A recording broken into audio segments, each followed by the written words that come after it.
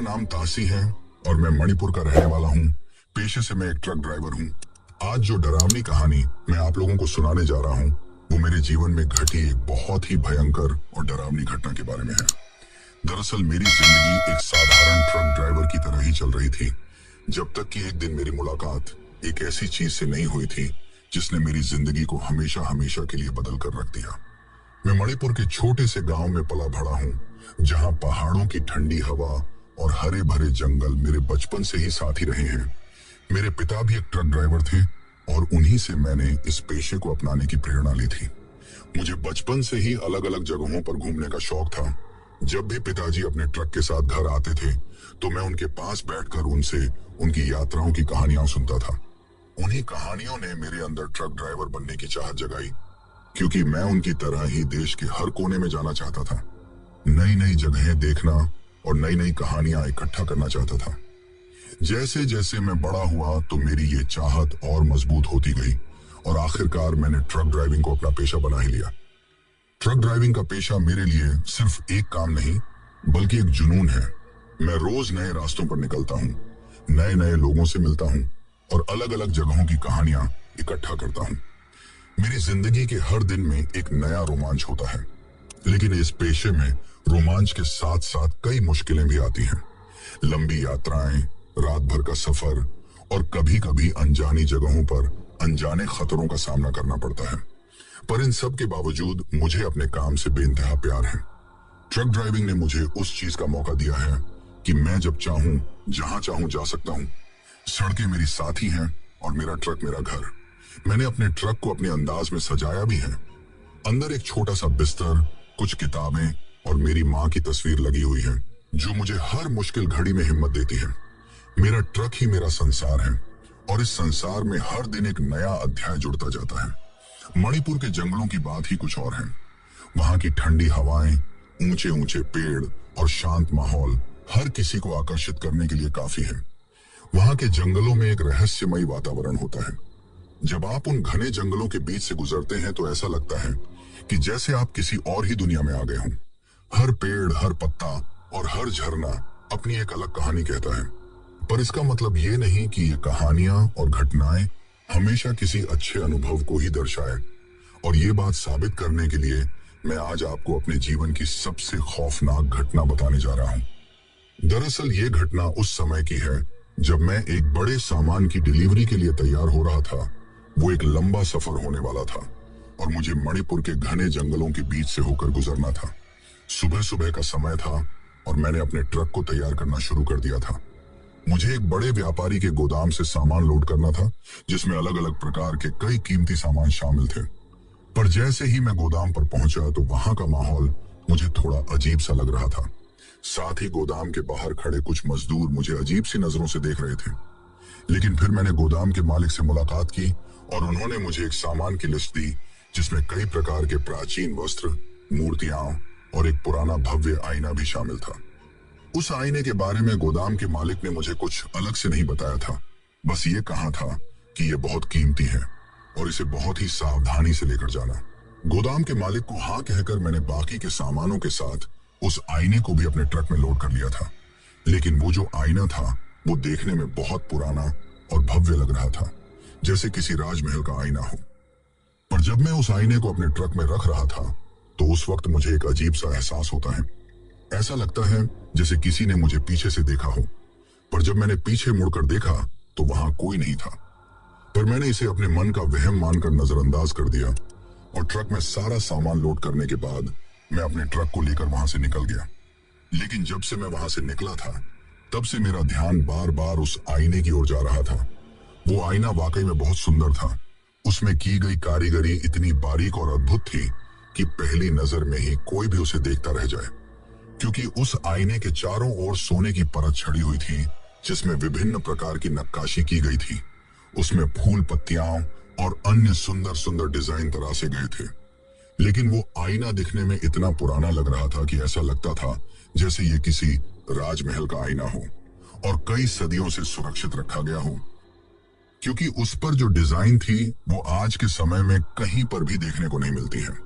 उस आईने की खूबसूरती के साथ साथ उसमें एक विचित्र बात यह भी थी कि जब भी मैं उस आईने को देखता था तो मुझे ऐसा लगता जैसे वो आईना मुझे देख रहा हो। उसमें से एक ठंडी हवा का झोंका महसूस होता था, जैसे किसी ने मुझे स्पर्श किया हो। मुझे उस आईने में एक अजीब सी चमक दिखाई देती जो मैंने आज तक किसी भी आईने में नहीं देखी थी। ऐसा लगता था जैसे उस आईने के भीतर कोई जीवित हो। अब मुझे ट्रक चलाते चलाते काफी टाइम हो गया था और अब तक रात भी हो गई थी। इसी वजह से रात को जब मैंने अपना ट्रक रोका और थोड़ी देर अपने ट्रक के केबिन में ही आराम करने लगा, तो उस वक्त भी मेरा ध्यान बार बार आईने की तरफ ही जा रहा था, क्योंकि मुझे बार बार ऐसा लग रहा था कि जैसे कोई मुझे देख रहा है। उस रात मैंने उस आईने के बारे में बहुत सोचा, पर उसकी असलियत का अंदाजा नहीं लगा पाया। उस वक्त मुझे ये भी लगा कि शायद मैं कुछ जरूरत से ज्यादा ही सोच रहा हूँ, पर अंदर से मुझे एक अजीब सा डर भी महसूस हो रहा था। अगले दिन जब मैं अपनी यात्रा के रास्ते में एक ढाबे पर रुका, तो वहां मेरी मुलाकात कुछ अन्य ट्रक ड्राइवर दोस्तों से हुई। ये ढाबा एक प्रसिद्ध जगह थी जहां अक्सर हम ट्रक ड्राइवर लोग रुकते थे और अपनी कहानियां साझा करते थे। मैंने अपने दोस्तों को उस आईने के बारे में बताया और उसकी खूबसूरती और विचित्रता का वर्णन किया। मेरे दोस्त भी उस आईने के बारे में सुनकर चकित रह गए और उन्होंने मुझे वह आईना दिखाने को कहा। हम सब ने मिलकर उस आईने को ट्रक से बाहर निकाला और ढाबे के एक कोने में रख दिया। सबने उस आईने की सुंदरता की तारीफ की और उसकी बारीक कारीगरी को सराहा। पर जब मैंने उन्हें आईने की विचित्रता के बारे में बताया तो कुछ दोस्तों ने इसे अंधविश्वास कहा और मजाक उड़ाया। पर उनमें से एक बुजुर्ग ट्रक ड्राइवर, जिसका नाम रामू काका था, ने कुछ और ही कहा। रामू काका ने बताया कि उन्होंने भी अपने सफर में कई बार ऐसे अजीबोगरीब घटनाओं का सामना किया है। उन्होंने कहा कि कभी कभी पुरानी और प्राचीन वस्तुएं अपने साथ अजीब और रहस्यमयी शक्तियां लेकर आती हैं। उन्होंने मुझे सलाह दी कि मैं उस आईने को जितनी जल्दी हो सके उससे छुटकारा पालूं। रामू काका की बातें सुनकर मैं थोड़ा चिंतित हो गया, पर मेरे अन्य दोस्तों ने इसे सिर्फ कहानियों का हिस्सा मानकर हंसी में उड़ा दिया। उस दिन के बाद मेरी यात्रा और भी रहस्यमयी हो गई। हर पल मुझे ऐसा लगता था जैसे कोई मुझे देख रहा हो और मेरे साथ कुछ अनहोनी होने वाली हो। मुझे नहीं पता था कि आगे क्या होने वाला है, पर मैंने ये महसूस कर लिया था कि वह आईना सिर्फ एक साधारण वस्तु नहीं है। वह कुछ और ही था जो मेरे जीवन में एक नए और डरावने अध्याय की शुरुआत करने वाला था।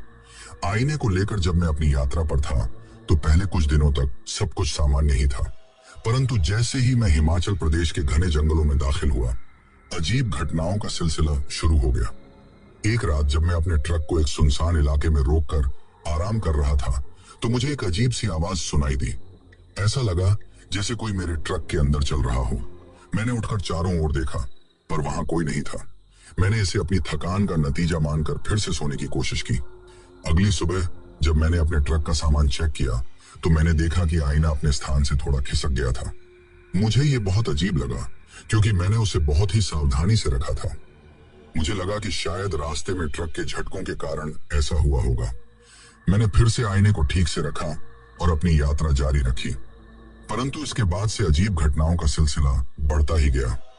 जब भी मैं रात को ट्रक में सोता, मुझे ऐसा लगता कि कोई मेरे पास आकर खड़ा है और मुझे देख रहा है। कई बार मुझे ठंडी हवा का झोंका महसूस होता, जबकि ट्रक के सभी दरवाजे और खिड़कियां बंद होती थी। एक रात मुझे साफ साफ सुनाई दिया कि किसी ने मेरे कान के पास आकर मेरा नाम पुकारा। मैंने उठकर चारों ओर देखा, पर वहां कोई नहीं था। यह सब इतना डरावना था कि मैं पूरी रात सो नहीं पाया। आईने के साथ ये अजीब घटनाएं केवल जागते समय ही नहीं, बल्कि सोते समय भी मुझे परेशान करने लगी। जब भी मैं सोता, मुझे विचित्र और डरावनी सपने आने लगे। सपनों में मैं खुद को एक अंधेरी और भयावह जगह पर पाता। वहां चारों ओर घना जंगल होता और मैं अकेला होता।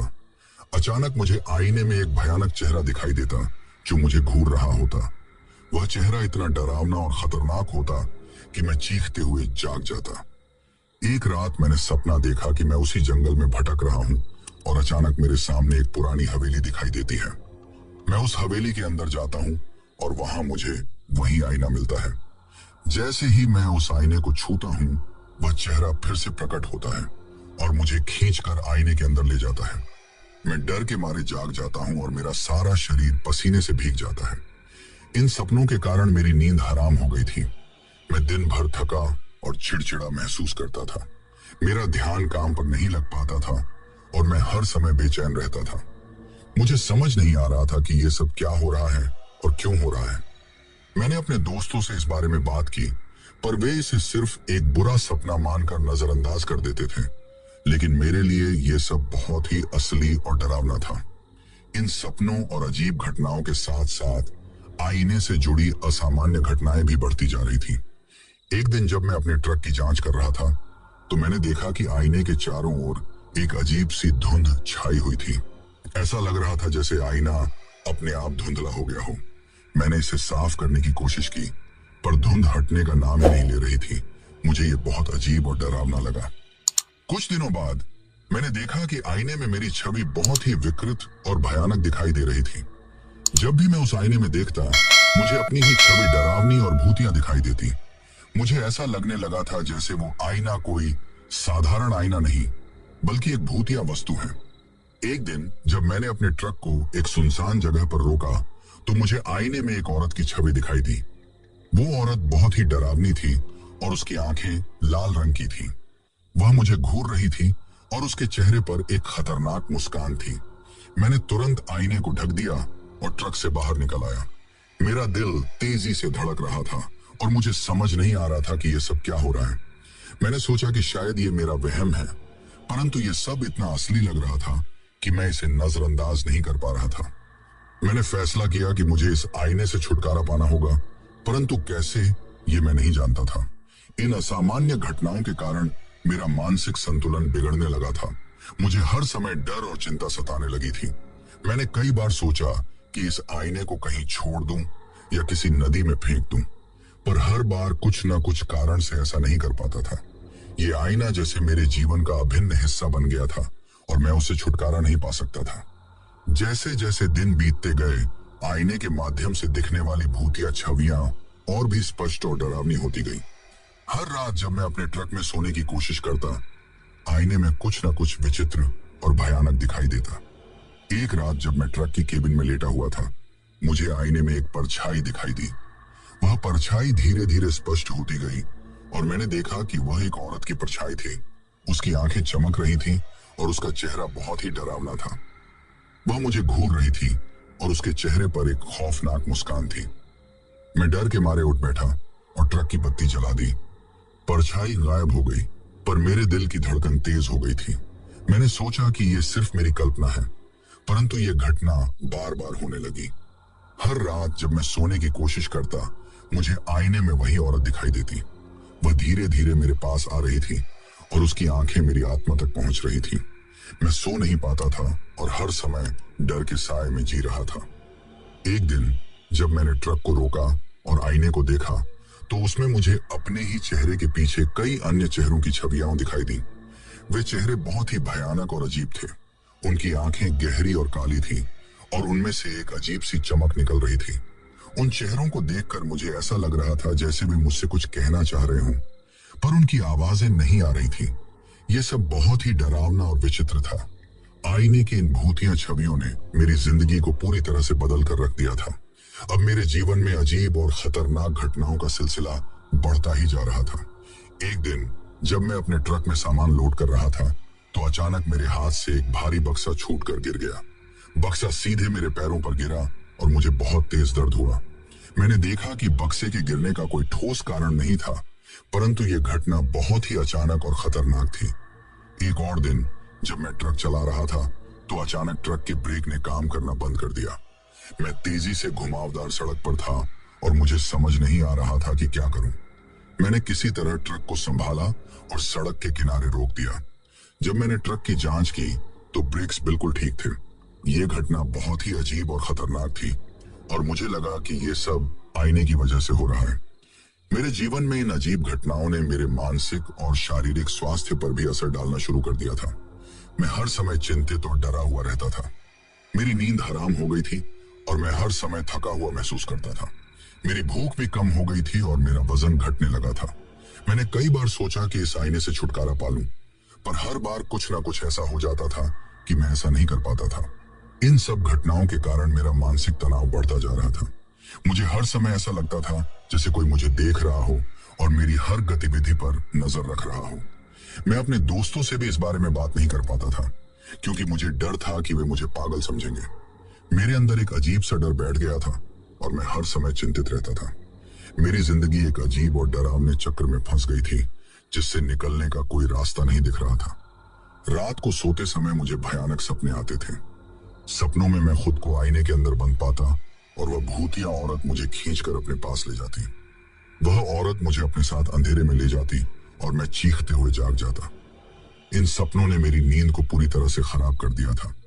मुझे हर समय ऐसा लगता था कि मैं उस औरत के जाल में फंस गया हूं और उससे छुटकारा पाने का कोई तरीका नहीं है। मैंने कई बार सोचा कि इस आईने को कहीं छोड़ दूं या किसी नदी में फेंक दूं, परंतु हर बार कुछ न कुछ ऐसा हो जाता था कि मैं ऐसा नहीं कर पाता था। ये आईना जैसे मेरे जीवन का अभिन्न हिस्सा बन गया था और मैं उससे छुटकारा नहीं पा सकता था। मेरी मानसिक स्थिति इतनी खराब हो गई थी कि मैं हर समय डरा और चिंतित रहता था। मैंने कई बार सोचा कि शायद मैं पागल हो रहा हूं, परंतु यह सब इतना असली लग रहा था कि मैं इसे नजरअंदाज नहीं कर पा रहा था। इन घटनाओं के कारण मेरा जीवन पूरी तरह से बर्बाद हो गया था। मुझे समझ नहीं आ रहा था कि मैं क्या करूं और कैसे इस भूतिया आईने से छुटकारा पाऊं। मेरी जिंदगी एक अजीब और डरावने चक्र में फंस गई थी, जिससे निकलने का कोई रास्ता नहीं दिख रहा था। मुझे नहीं पता था कि आगे क्या होने वाला है, परंतु मैं हर समय डर और चिंता में जी रहा था। मेरी जिंदगी में आईने के कारण हो रही अजीब और डरावनी घटनाओं ने मुझे उसकी सच्चाई जानने पर मजबूर कर दिया था। मैंने ये ठान लिया था कि मैं इस आईने की उत्पत्ति और इसके इतिहास की जांच करूंगा। मैंने अपने ट्रक को एक सुरक्षित जगह पर रोका और आईने को ध्यान से देखा। उसमें उकेरी गई नक्काशी और डिजाइन ने मुझे ये समझने पर मजबूर किया कि ये आईना किसी साधारण जगह का नहीं हो सकता। ये जरूर किसी महत्वपूर्ण और प्राचीन स्थान से आया होगा।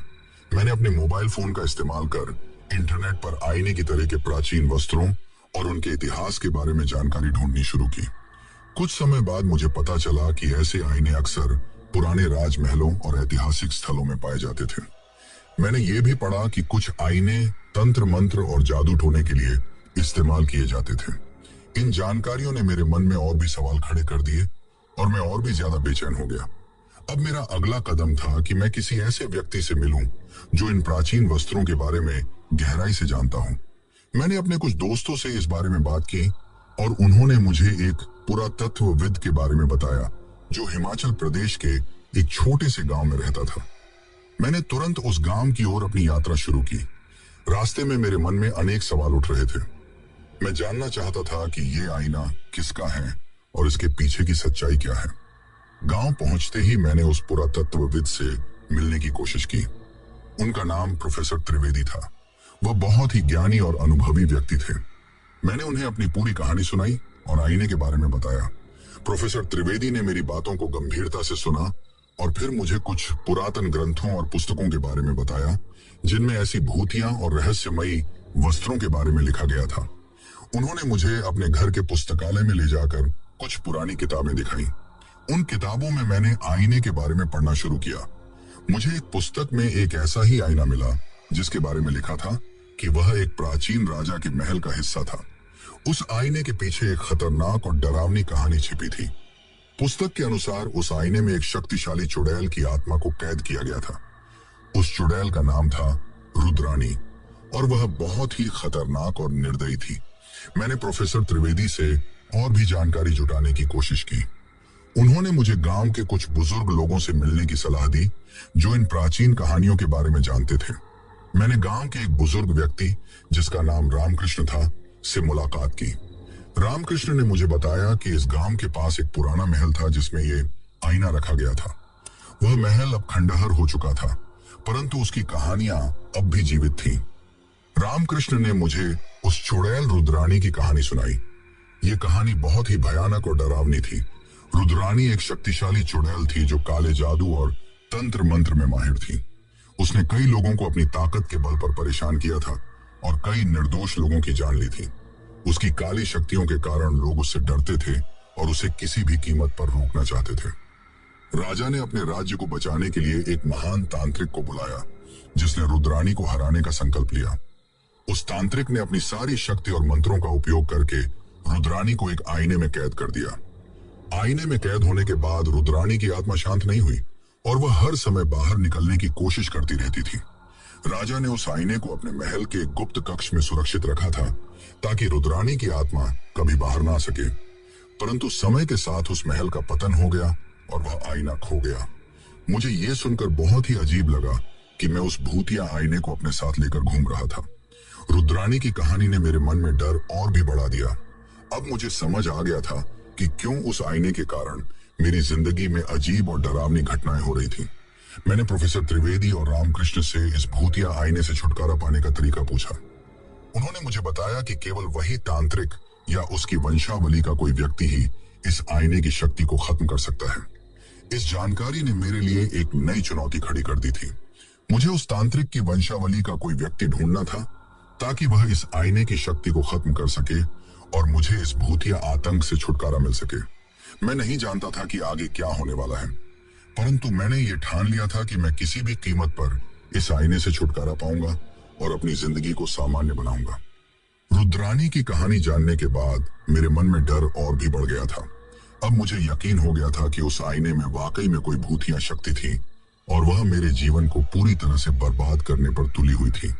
जैसे जैसे दिन बीतते गए, चुड़ैल की आत्मा मुझे और भी ज्यादा आतंकित करने लगी।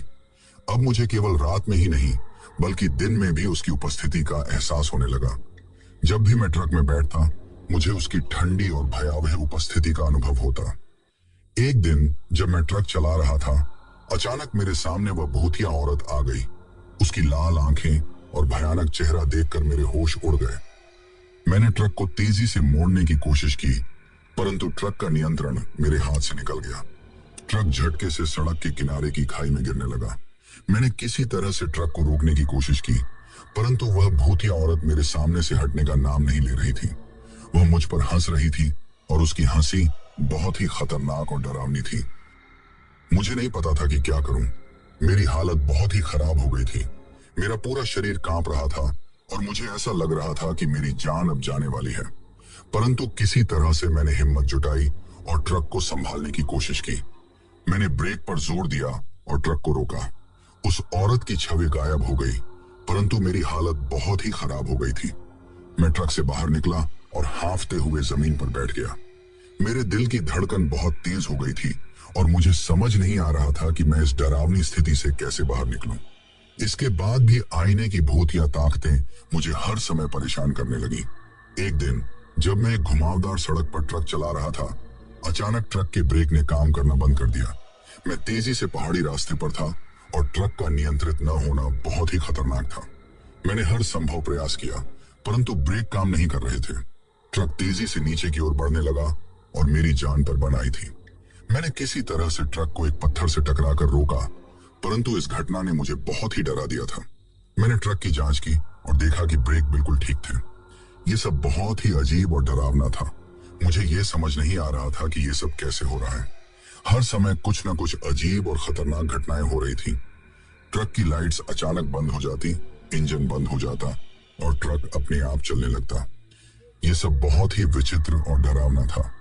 एक और दिन जब मैं ट्रक चला रहा था तो अचानक ट्रक की विंडशील्ड पर खून की बूंदें गिरने लगी।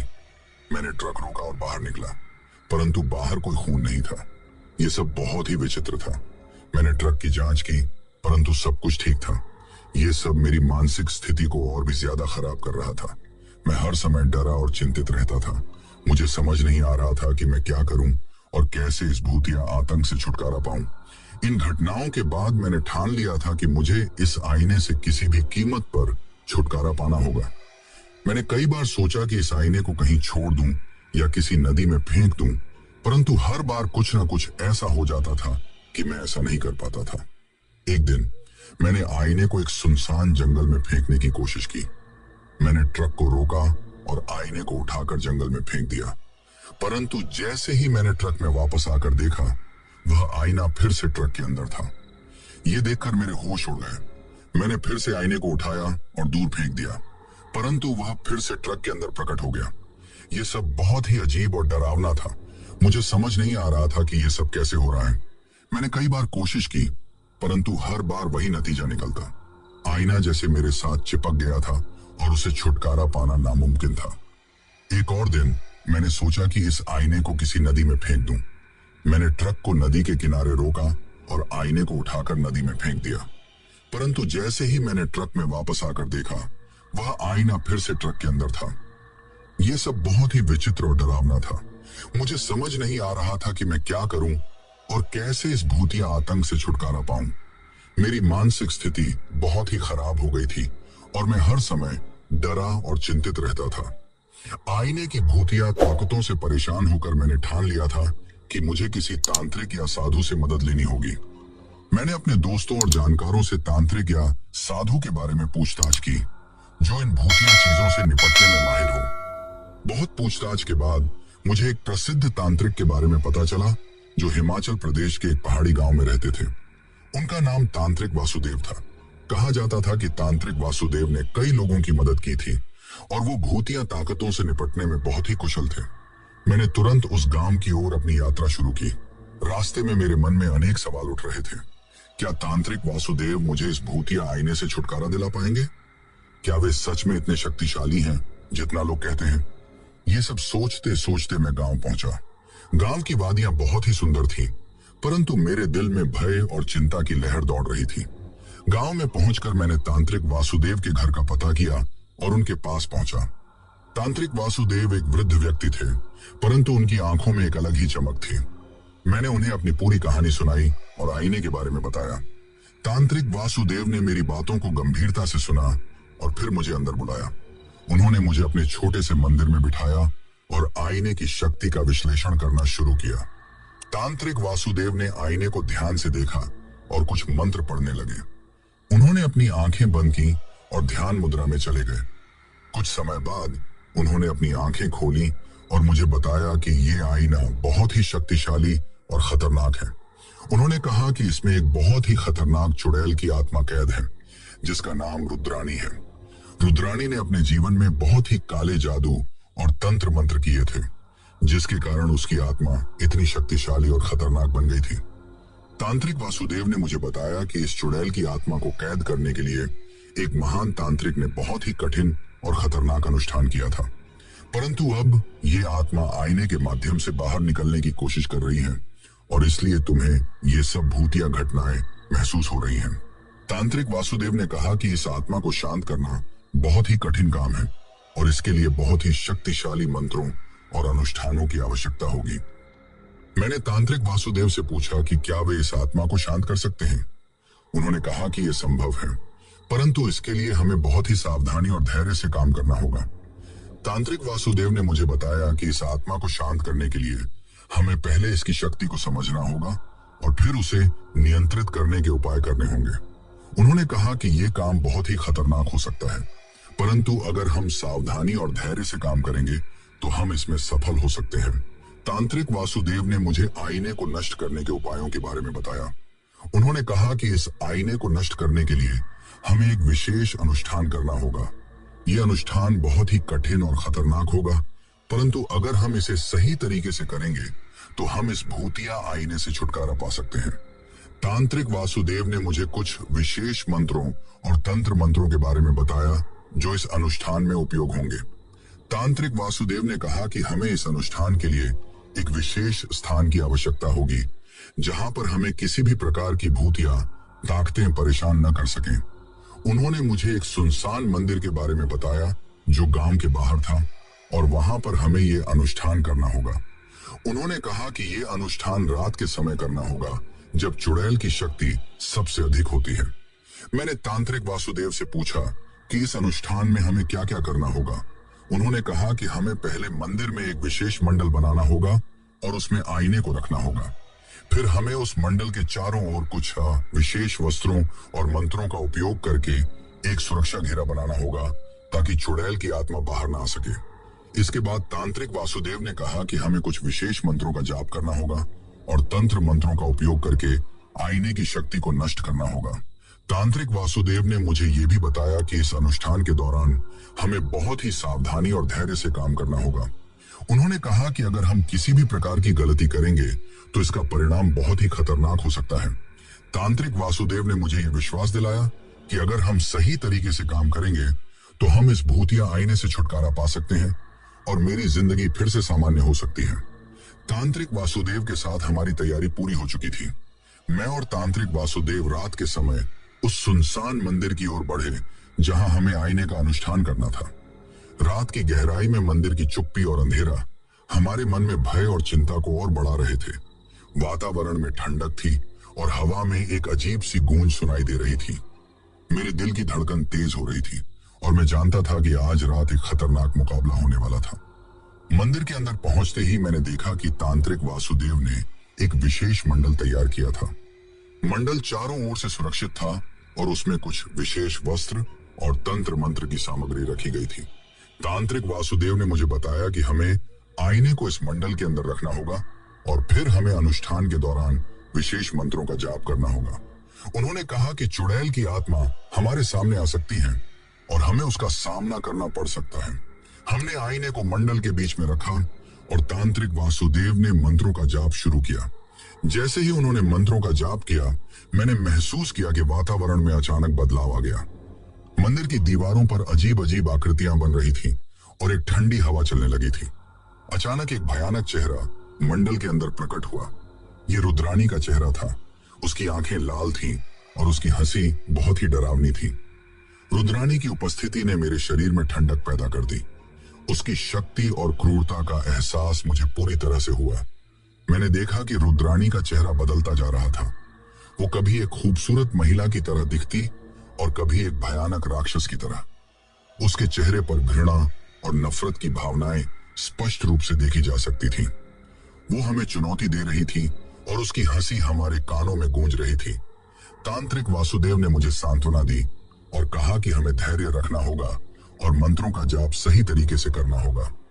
रुद्राणी की आत्मा हमें हर संभव तरीके से परेशान करने की कोशिश कर रही थी। उसने हमें डराने के लिए कई अजीब और खतरनाक घटनाएं उत्पन्न की। अचानक मंडल के चारों ओर से अजीब ध्वनियां सुनाई देने लगी और दीवारों पर खून की लकीरें बन गई। इस सब ने हमारी स्थिति को और भी अधिक कठिन बना दिया। तांत्रिक वासुदेव ने निर्देशित किया कि हमें सबसे पहले आईने के चारों ओर सुरक्षा घेरे को मजबूत करना होगा। यह सुरक्षा घेरा चुड़ैल की आत्मा को बाहर निकलने से रोकने के लिए था। उन्होंने मुझे विशेष वस्त्रों और तंत्र मंत्रों का उपयोग करने के लिए कहा। मैंने ध्यानपूर्वक उनकी निर्देशों का पालन किया और सुरक्षा घेरे को मजबूत किया। इसके बाद तांत्रिक वासुदेव ने मुझे मंत्रों का जाप करने के लिए कहा।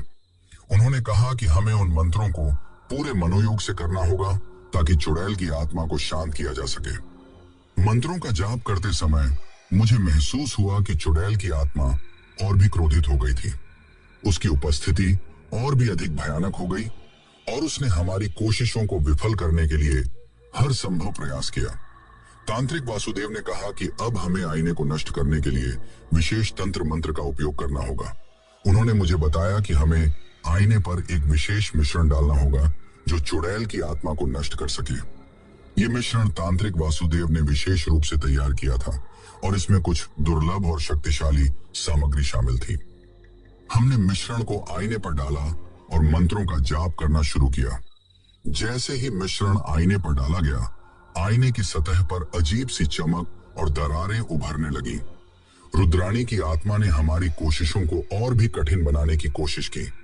उसने एक भयानक शोर मचाया और मंडल के चारों ओर अजीब लहरें पैदा कर दी। इस सब ने हमारी कोशिशों को और भी अधिक कठिन बना दिया और हम ये सोचने लगे कि क्या हम इस प्रयास में सफल हो पाएंगे। आईने को नष्ट करने की प्रक्रिया बहुत ही कठिन और चुनौतीपूर्ण थी।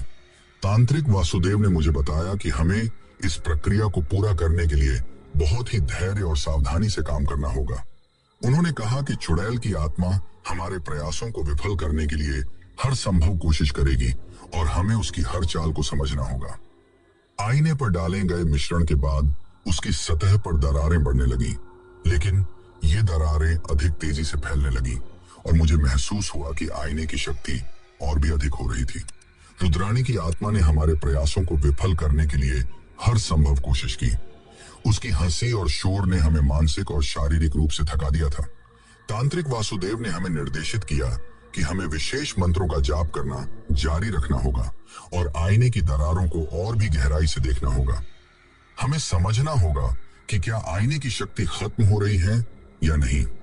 ये सब बहुत ही कठिन था और हमें हर समय सावधानी बरतनी पड़ी। तांत्रिक वासुदेव ने हमें यह भी बताया कि हमें अगर किसी भी प्रकार की गलती होती है तो इसका परिणाम बहुत ही खतरनाक हो सकता है। आईने की सतह पर दरारें बढ़ती गई और उसकी चमक और भी तेज हो गई। हमें यह समझ में आ गया कि हम सही दिशा में जा रहे हैं, लेकिन यह प्रक्रिया बहुत ही धीमी थी। हमें हर समय ध्यान और संयम बनाए रखना था। इस सब के बावजूद हमें यह भी महसूस हो रहा था कि रुद्राणी की आत्मा अब भी हमें चुनौती दे रही थी और हमें उसकी हर चाल को समझना होगा। आईने को नष्ट करने की कठिन प्रक्रिया के बाद जब अंतिम मंत्र का जाप समाप्त हुआ, तब अचानक एक अजीब सी शांति का एहसास हुआ। मंदिर के भीतर का वातावरण अब शांत हो चुका था और आईने की सतह पर दरारें पूरी तरह से फैल चुकी थी। तांत्रिक वासुदेव ने देखा कि आईना पूरी तरह से टूट चुका था और उसकी शक्ति समाप्त हो चुकी थी। जैसे ही उन्होंने कहा कि अब आईने को नष्ट कर दिया गया है, मेरे दिल में एक गहरी राहत का एहसास हुआ। मंदिर में हर चीज अब शांत थी। पहले जो भय और अजीब ध्वनियां सुनाई देती थी, अब वे सब गायब हो गई थी। रुद्राणी की आत्मा की उपस्थिति अब बिल्कुल भी महसूस नहीं हो रही थी। मंदिर की दीवारें और उसके चारों ओर की हवा अब साफ और शीतल महसूस हो रही थी। ये शांति बहुत ही सुकून देने वाली थी और मुझे ऐसा लग रहा था कि जैसे एक बड़ा बोझ मेरे कंधों से उतर गया हो। तांत्रिक वासुदेव ने मुझे बताया कि आईने की शक्ति खत्म हो जाने से रुद्राणी की आत्मा अब शांत हो चुकी है और उसे कहीं और भेज दिया गया है। इस दौरान उन्होंने अपने विशेष मंत्रों और तंत्र मंत्रों का उपयोग करके ये सुनिश्चित किया कि आत्मा अब किसी भी व्यक्ति को परेशान न कर सके। ये सब देखकर मेरे मन में गहरी संतोष की भावना थी। मुझे अब ये यकीन हो गया था कि हमने इस भूतिया आतंक को समाप्त कर दिया है और हमारी मेहनत सफल हो गई है। तांत्रिक वासुदेव ने हमें ध्यानपूर्वक स्थिति का विश्लेषण किया और पुष्टि की कि अब सब कुछ सामान्य हो गया है। उन्होंने कहा कि हमें इस शांति का आनंद लेना चाहिए और अब हमें अपने जीवन में आगे बढ़ना चाहिए। मैंने उनकी बातों को मानते हुए धन्यवाद कहा और मंदिर से बाहर निकलने का फैसला किया। बाहर आकर मैंने महसूस किया कि प्रकृति की सुंदरता और ताजगी को फिर से महसूस किया जा सकता है। ये शांति मेरे मन और आत्मा के लिए बहुत ही महत्वपूर्ण थी। आईने को नष्ट करने की प्रक्रिया ने मेरे जीवन को पूरी तरह से बदल दिया। इस अनुभव ने मुझे सिखाया कि धैर्य, साहस और सही मार्गदर्शन से किसी भी कठिनाई का सामना किया जा सकता है। उस भयावह समय में जब हर चीज मेरे खिलाफ थी, मैंने सीखा कि अपने डर को हराना और समस्याओं का सामना करना कितना महत्वपूर्ण होता है। तांत्रिक वासुदेव की मदद और उनके निर्देशों ने मुझे इस मुश्किल घड़ी में सहारा दिया और मुझे सही दिशा दिखाई। आईने की भूतिया शक्ति ने मुझे मानसिक और शारीरिक रूप से थका दिया था। मेरे जीवन में स्थिरता और सामान्यता लौटाने के लिए मैंने बहुत संघर्ष किया। इस अनुभव ने मुझे आत्मविश्वास और हिम्मत दी कि मैं किसी भी चुनौती का सामना कर सकता हूँ। मैंने सीखा कि बुराई चाहे कितनी भी शक्तिशाली क्यों ना हो, यदि सही तरीके से और सही मार्गदर्शन से उसका सामना किया जाए तो उसे हराया जा सकता है। अब मेरे जीवन में सब कुछ सामान्य हो गया है। मैंने अपनी नौकरी और व्यक्तिगत जीवन को फिर से व्यवस्थित किया और अब मुझे उस भूतिया अनुभव की छाया से मुक्ति मिल चुकी है। मैं एक नई शुरुआत की ओर बढ़ रहा हूँ और अपने भविष्य को सकारात्मक तरीके से देख रहा हूँ।